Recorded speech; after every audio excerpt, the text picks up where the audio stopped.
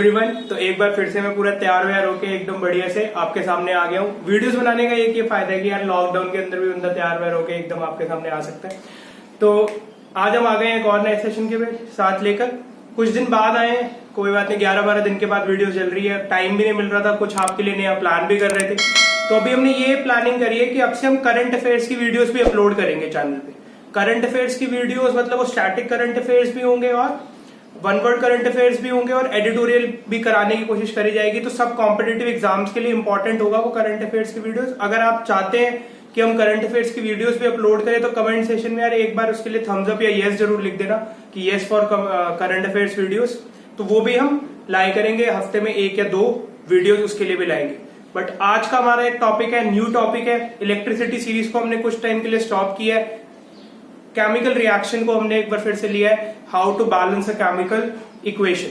Chemical equation को balance करना, ये एक क्वेश्चन, ये आज का एक सेशन आपके 3, 4, 5 इवन 10 मार्क्स का भी बेस बना सकता है। Metal, non metal, acid, basis, salt, सब मेटलर्जी, ये सारे के सारे जो टॉपिक हैं वो किसके ऊपर बेस्ड है? Balance the chemical equation. अगर आपको बैलेंसिंग नहीं आती तो आप उसमें भी स्कोर नहीं कर पाओगे। तो मेरा ये कहना है इस टॉपिक को 1 या 2 मार्क्स के नजरिए से मत देखिए। ये टॉपिक आपके 10 से 12 मार्क्स के टॉपिक के लिए बेस बनाता है। तो बहुत ही इंपॉर्टेंट क्लास है आज की कि केमिकल इक्वेशन को बैलेंस कैसे करते हैं। तो आइए फिर स्टार्ट करते हैं आज का topic, balancing of chemical equation. Balancing of chemical equation, ध्यान से सुनना, बोर्ड पे ध्यान, बेसिक बातें समझेंगे पहले, उसके बाद फिर ऐसे ही आगे एडवांस करते रहेंगे। चलो, तो अब सबसे पहले मेरे को जानना जरूरी है, बैलेंसिंग तो मैं सीख लूंगा बट बैलेंसिंग से पहले मेरे को जानना जरूरी है कि मुझे किसकी बैलेंसिंग करनी है? Chemical equation. केमिकल इक्वेशन क्या होता है? और केमिकल इक्वेशन को जानने से पहले मुझे पता होना चाहिए कि केमिकल रिएक्शन क्या होती है। मुझे कैसे पता चलता है कि भैया कहीं पे केमिकल रिएक्शन हो गई या कहीं पे केमिकल रिएक्शन नहीं हुई? तो उसके लिए मुझे कुछ बातों का पता होना जरूरी है। सपोज करो ये एक सब्सटेंस था ए, ये एक सब्सटेंस था ए, इसमें पता नहीं कुछ ऐसे चेंजेस हुए कि ये चेंज हो गया ऐसे में, इस सब्सटेंस में चेंज हो गया बी में। क्लियर है? ये एक सब्सटेंस था ए, इसमें कुछ चेंजेस हुए कि ये सब्सटेंस बी में कन्वर्ट हो गया। और जो ये सब्सटेंस ए था, ये जो सब्सटेंस ए था, इसकी प्रॉपर्टी बिल्कुल डिफरेंट थी सब्सटेंस बी से। तो मुझे ये पता लगा कि सब्सटेंस ए के अंदर कोई ना कोई केमिकल रिएक्शन हुई। तो केमिकल रिएक्शन कैसे होती है भाई? केमिकल रिएक्शन तब होती है जब कोई एक नया सब्सटेंस बने और उस न्यू सब्सटेंस फॉर्म की प्रॉपर्टी बिल्कुल ही अलग हो। समझ आ रही है इतनी सी बात कि जो पहले सब्सटेंस था उससे जो न्यू सब्सटेंस बना उसकी प्रॉपर्टी बिल्कुल डिफरेंट थी।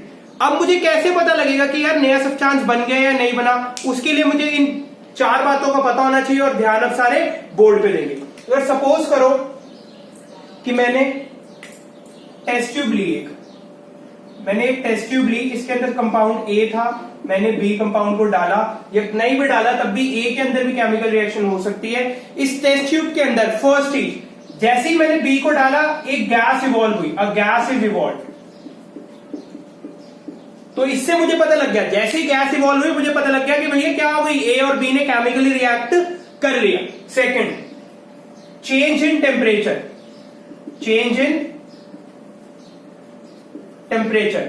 जैसे ही टेस्ट ट्यूब का टेम्परेचर चेंज हुआ मुझे पता लग गया भैया क्या हुआ, ए और बी की केमिकल रिएक्शन हो गई। अब कैसे पता लगेगा कि टेम्परेचर चेंज हुआ? इसके लिए बहुत सिंपल सी बात है, 2 ही चीजें हो सकती हैं, या तो टेम्परेचर इंक्रीज या तो फिर टेम्परेचर डिक्रीज। यही हो सकता है ना भाई, या तो टेम्परेचर इंक्रीज या तो फिर टेम्परेचर डिक्रीज। जब इंक्रीज होगा तो टेस्ट ट्यूब गर्म होगी या ठंडी हो जाएगी भाई? हीटअप कर जाएगी।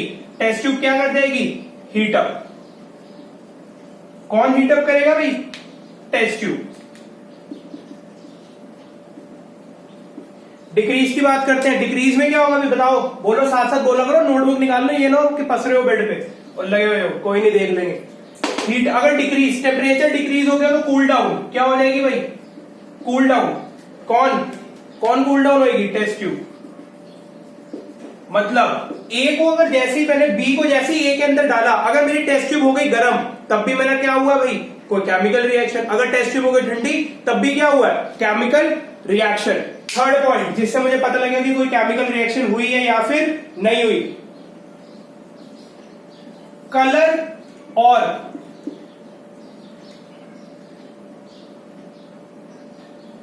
Colour will change, colour change हो जाएगा। इसके अंदर सपोज करो ए का कलर था रेड, ए का कलर था रेड, जैसे ही इसके अंदर बी आया, इस सॉल्यूशन का कलर क्या हो गया भाई, इस सॉल्यूशन का कलर हो गया ग्रीन, इस सॉल्यूशन का कलर क्या हो गया ग्रीन। इसका मतलब क्या हुआ भाई, केमिकल रिएक्शन हो गई। Fourth point, precipitate is form, precipitate is form.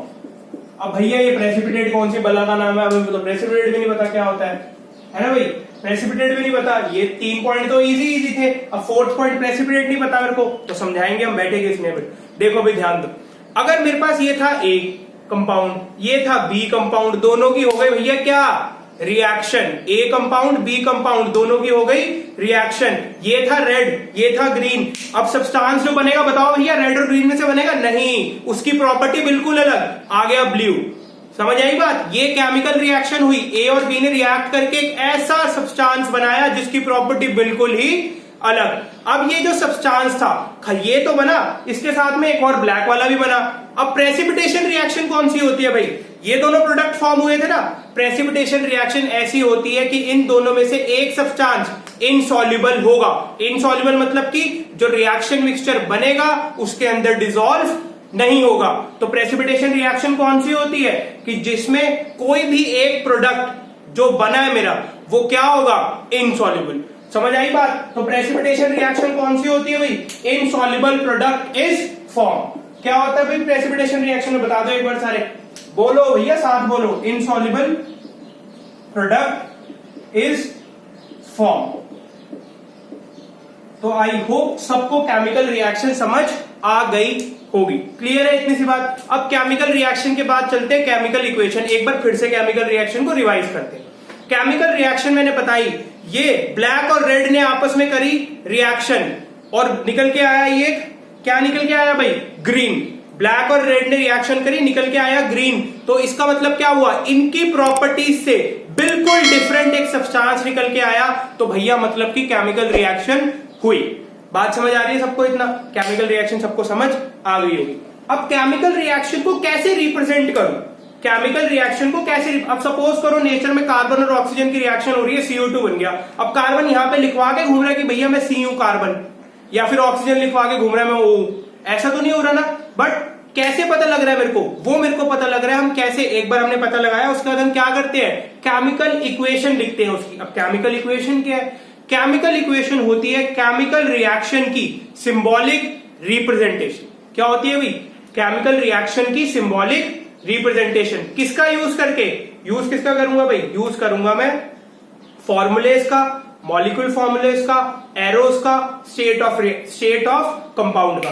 देखो फिर केमिकल रिएक्शन के, इतना नोट कर लो पहले, इंपॉर्टेंट है भैया ये मतलब कि मैंने लिखवाया how will you identify when the chemical reaction will take place, कि कैसे आइडेंटिफाई करूं कि केमिकल रिएक्शन हुई, भैया ऐसे आइडेंटिफाई करो। इसके बाद मैं लिखूंगा केमिकल रिएक्शन की डेफिनेशन, फिर समझाऊंगा केमिकल इक्वेशन, उसके बाद सीखेंगे अपन बैलेंसिंग। चलो भाई आगे, चलो भाई फिर अब लिखते हैं केमिकल रिएक्शन की डेफिनेशन। केमिकल रिएक्शन की समझाया था मैंने केमिकल रिएक्शन को, अब इसको डिफाइन करना होगा तो कैसे करूं, देखो भाई ध्यान दे, द प्रोसेस बाय विच, एक ऐसी process by which a substance changes, एक सब्सटेंस चेंज हो जाता है एक नए सब्सटेंस के अंदर, और वो नया सब्सटेंस कैसा होगा, with new properties, is known as chemical reaction. समझ आई भैया सबको ये बात, फटाफट से वीडियो पॉज करके केमिकल रिएक्शन की डेफिनेशन नोट करो। समझ आई भाई, चले भी आगे। फिर केमिकल रिएक्शन के बाद मेरे को समझना है केमिकल इक्वेशन, उसके बाद मेरे को समझना है केमिकल इक्वेशन। देख केमिकल इक्वेशन क्या होता है भाई, केमिकल इक्वेशन क्या है, it is a short hand representation. मैंने बताया था कि केमिकल रिएक्शन को जब मैं सिंबॉलिक वे में रिप्रेजेंट करूं तो वो क्या बन जाती है भाई, केमिकल इक्वेशन। ध्यान से देखो, अ शॉर्ट हैंड रिप्रेजेंटेशन, किसकी short hand representation, chemical reaction की, बाय यूजिंग, किसका यूज करूं, बाय यूजिंग सिंबल्स, फॉर्मूले and state of substance, and state of a substance involve in reaction. मतलब कि मैं केमिकल रिएक्शन को symbol, formulas, state of substance को यूज करके एक शॉर्ट हैंड रिप्रेजेंटेशन दूं तो वो क्या बन जाती है भाई? Chemical equation. क्या बन जाती है? Chemical equation. अब ध्यान से देखो, जैसे मैं एक एग्जांपल लिखूं, magnesium plus H2SO4 sulphuric acid, ये है मैग्नीशियम और ये है सल्फ्यूरिक एसिड। इनकी रिएक्शन हो तो बनता है MgSO4 प्लस, साथ में क्या रिलीज होगा अभी बताओ? मैग्नीशियम प्लस H2SO4 की रिएक्शन साथ में रिलीज होगी हाइड्रोजन। क्या रिलीज होगी भाई? साथ में हाइड्रोजन। क्लियर है इतनी सी बात? ध्यान से देखना, magnesium plus H2SO4 will form MgSO4 plus H2। अब कुछ मैं इंपॉर्टेंट बातें बताऊंगा, उनका ध्यान रखना। इस वाली साइड को कहते हैं reactants, they are known as reactants. इनको क्या कहते हैं भाई? रिएक्टेंट्स। और उस वाली साइड को कहते हैं प्रोडक्ट्स। इसको क्या कहते हैं? प्रोडक्ट्स। और ये क्या बताता है मेरे को? Direction of reaction. ये क्या बताता है मेरे को? Direction of reaction. इसका साइन आगे को है तो इसका मतलब ये कैसी रिएक्शन है भाई? Forward reaction. अगर यही साइन ऐसे हो जाता तो इसका मतलब ये कैसी रिएक्शन थी? Backward reaction. क्लियर है इतनी सी बात सबको? अब आगे कुछ बातें करते हैं। अब अगर मैं बात करूं तो कोई भी केमिकल इक्वेशन दो टाइप की होती है। अगर मैं नोट कर लेना भैया, वीडियो पॉज करके साथ नोट करते रहना, साथ साथ बार बार बोल रहा हूं, आराम नहीं करना है। वीडियो देख रहे हो तो इसका मतलब एंजॉयमेंट नहीं पढ़ रहे। केमिकल इक्वेशन दो टाइप की हो सकती है अगर मैं बात करूं। फर्स्ट मैं बात करूं balanced chemical equation, balanced. Second में अगर बात करूं तो स्केलेटल और अनबैलेंस्ड, स्केलेटल या फिर अनबैलेंस्ड। तो भैया ऐसी क्या चीज है ये कि जो इक्वेशन को बैलेंस कर रही है या फिर अनबैलेंस या फिर स्केलेटल कर रही है? तो हमने 9th क्लास में पढ़ा law of conservation of mass, law of conservation of मास। ये मेरे को कहता था, लॉ ऑफ कंजर्वेशन ऑफ मास क्या कहता था कि भैया रिएक्शन से पहले जितने नंबर ऑफ एटम है या फिर जितना मास है उतना ही मास क्या रहेगा रिएक्शन के बाद भी। सिंपल टर्म्स में कहूं तो mass of reactant is always equal to mass of product. Clear है? बट बैलेंसिंग में मैं इसका कैसे यूज करूंगा देखो। पहले तो मुझे समझ आया बैलेंस इक्वेशन कौन सी होती है? दोज इक्वेशंस विच फॉलो, क्या फॉलो करती है? या which obey law of conservation of mass. और स्केलेटल कौन सी होगी? दे डोंट ओबे, ये ओबे नहीं करती होगी। बट इसे पहचानना कैसे है? इसको पहचानने का सबसे बढ़िया तरीका कि number of atom are equal on reactant as well as product side. जैसे ही रिएक्टेंट और प्रोडक्ट की साइड में नंबर ऑफ एटम्स इक्वल हो गए तो मतलब कि भैया वो क्या है? बैलेंस है। और जैसे ही वो अनइक्वल रहे तो क्या है? वो अनबैलेंस। समझो फिर इसको अब एक एग्जांपल के साथ। ध्यान से देखना भैया, कब बैलेंस होगी इक्वेशन, कब अनबैलेंस होगी। हाँ, अगर अब मैं बात करूं H2 plus O2 will give H2O। अब इधर ध्यान से सुनो, बच्चों को ये नहीं पता होता, बच्चे इसको बोलते हैं हाइड्रोजन एटम। नहीं, ये है हाइड्रोजन गैस। ये क्या है? Oxygen gas. तो इससे मेरे को ये पता लगा जब H2 लिखा है तो ये गैस है, जब हाइड्रोजन लिखा है तो एटम है। ये गैस है और ये एटम है। जब मेरे साथ अगर मैं बात करूं Cl2 लिखा है तब गैस और Cl पे एटम है। O2 लिखा है तो गैस है, ऑक्सीजन पे एटम है। N2 लिखा है तो गैस है, नाइट्रोजन पे एटम है। ये इसकी एटॉमिक फॉर्म है, ये इसकी मॉलिक्यूलर फॉर्म है। तो मॉलिक्यूलर फॉर्म में हमेशा गैस होती है। अब इधर ध्यान दो, अब मैं मेजर करता हूं, अब मैं देखता हूं कि कहां पे मेरे एटम बैलेंस है या फिर नहीं है। इधर कितने हाइड्रोजन थे? इधर हाइड्रोजन कितने थे भैया सब बताओ? इधर थे 2 हाइड्रोजन। कितने थे? 2। उधर चलते हैं, इधर कितने हाइड्रोजन थे? इधर भी 2 थे। हाइड्रोजन बराबर है, hydrogen law of conservation of मास को फॉलो कर रहे हैं, हाइड्रोजन बैलेंस्ड है। अब ऑक्सीजन की देखते हैं बातचीत। ऑक्सीजन इधर कितनी थी भैया? इधर थी ऑक्सीजन 2, इधर थी ऑक्सीजन 2, इधर कितनी थी ऑक्सीजन 1। अब भैया ये तो फंस गया काम, ऑक्सीजन तो लॉ को फॉलो नहीं कर रही। अब ऑक्सीजन को कैसे फॉलो कराऊं, 1 को 2 कैसे बनाऊं। अब ऐसे मत कहना, कई समझदार होंगे तुम में से कहेंगे सर ऐसे मिटाओ ऐसे बना दो। नहीं भैया ऐसे नहीं हो सकता। 1 को 2 कैसे बनाऊं, 1 को 2 बनाऊंगा 2 से मल्टीप्लाई करके। तो इसको मैं 2 से मल्टीप्लाई जब करता हूं तो मैं ऐसे नहीं कर सकता कि चल ऑक्सीजन तेरे में बीच में घुसा दो 2। नहीं भैया, बीच में 2 नहीं घुसेगा। अगर इसको मेरे को बैलेंस करना है तो मुझे आगे ही 2 लगाना पड़ेगा। जैसे ही मैंने इसके आगे 2 लगाया, ये हाइड्रोजन भी कितने हो गए भैया, हाइड्रोजन भी कितने हो गए, अब हाइड्रोजन भी हो गए 4 और ऑक्सीजन कितने हो गए, अब ऑक्सीजन हो गए 2। अब मैं ध्यान से देखूं, ऑक्सीजन इधर 2 इधर भी 2, ऑक्सीजन तो फिर ओके रिपोर्ट है, ऑक्सीजन की कोई दिक्कत नहीं है। हाइड्रोजन इधर 4 इधर 2, अब हाइड्रोजन के साथ गलत हो गया काम। तो इस वाले भैया को बोला भैया तुम भी 4 हो जाओ। अब 2 को 4 कैसे बनाऊं, 2 से मल्टीप्लाई करके। तो इसके आगे क्या लग गया 2।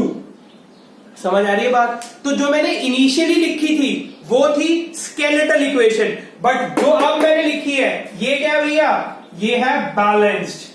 कैसी इक्वेशन है, बैलेंस्ड केमिकल इक्वेशन। एक और एग्जांपल करेंगे बैलेंसिंग का, उसके बाद फिर मैं नेक्स्ट क्लास में आऊंगा, उसमें करेंगे प्रैक्टिस। तो आइए फिर स्टार्ट करते हैं एक और बैलेंसिंग का एग्जांपल। यार मैं डिटेल्ड बैलेंसिंग नहीं समझा रहा, यही समझो यूं ही काम आएगी, डिटेल बहुत कम आती। हाँ चलो भैया अगला एग्जांपल लिखिए। Na+Cl2। अब ये फिर से पता होना चाहिए क्लोरीन एटम नहीं, क्लोरीन गैस है। ये बनाएगा NaCl, टाटा नमक, देश का नमक। ये नमक बन गया ना टेबल सॉल्ट। क्या कहते हैं इसको, सोडियम क्लोराइड। ये क्या है भाई, सोडियम। ये क्या है, क्लोरीन। आओ फिर चेक करें कि ये लॉ ऑफ कंजर्वेशन ऑफ मास को फॉलो करते हैं या फिर नहीं करते। अगर नहीं करेंगे तो ये कैसी इक्वेशन, स्केलेटल। करेंगे तो भैया फिर कैसी, फिर तो अपनी ओके बैलेंस है। तो कैसे चेक करना है कि लॉ ऑफ कंजर्वेशन ऑफ मास को फॉलो करते हैं नहीं करते, उसको चेक करने के लिए मुझे एटम्स काउंट करने हैं कि दोनों तरफ इक्वल है या फिर नहीं है। आओ फिर ध्यान दें, इधर Na कितने हैं भैया, Na है इधर 1, उधर Na कितने हैं 1। तो अगर मैं ध्यान से देखूं तो मैं रिएक्टेंट्स और प्रोडक्ट वाली साइड बस एटम इक्वल कर रहा हूं। बैलेंसिंग बस यही है। Cl को देखूं, इधर कितने क्लोरीन है 2, उधर कितने हैं भैया 1। फिर से क्लोरीन ने आगे दिक्कत कर दी। अब इसको 1 को 2 बनाना है, कैसे बनाऊं, 1 को 2 कैसे बनाऊं, बना देंगे, बहुत सिंपल है। 2 से मल्टीप्लाई, घुसा दू बीच में 2, बीच में 2 घुसा दू, नहीं बहुत मार पड़ेगी बीच में करा तो ऐसे हरकतें। तो यहां पर 2 लगेगा। अगर ये 2 हुआ तो ये भी 2 हो गया, है ना भाई। अब ऑक्सीजन क्लोरीन तो बैलेंस हो गया, कौन हिल गया, Na हिल गया। तो Na को इधर से बोला भैया तुम भी 2 हो जाओ, कहते हैं हो जाएंगे। दिक्कत वाली बात कैसी है, इधर भी 2 लग गया। तो ये इक्वेशन कैसी हो गई, बैलेंस इक्वेशन। आई होप सबको बैलेंसिंग समझ आई होगी। अब क्या करना, अपनी एनसीईआरटी बुक उठाना, कोई सी भी बुक उठाना, जो रिएक्शन आएगी बैलेंसिंग करते चलना। नेक्स्ट क्लास में आऊंगा मैं, प्योरली डेडिकेटेड होगी वो क्लास, किसके लिए, बैलेंसिंग के लिए। अच्छे से कम 10 क्वेश्चन बैलेंसिंग के डिस्कस करेंगे। हर बच्चा बैलेंसिंग में मास्टर होकर जाएगा उस क्लास के बाद। चलिए फिर आज की क्लास खत्म करते हैं, अब मिलेंगे नेक्स्ट क्लास में with lots of question of balancing. Bye bye, thank you. हाँ चैनल लाइक सब्सक्राइब कर देना यार, कर दो थोड़े सा तो कर दो, ठीक है। चलो चलो।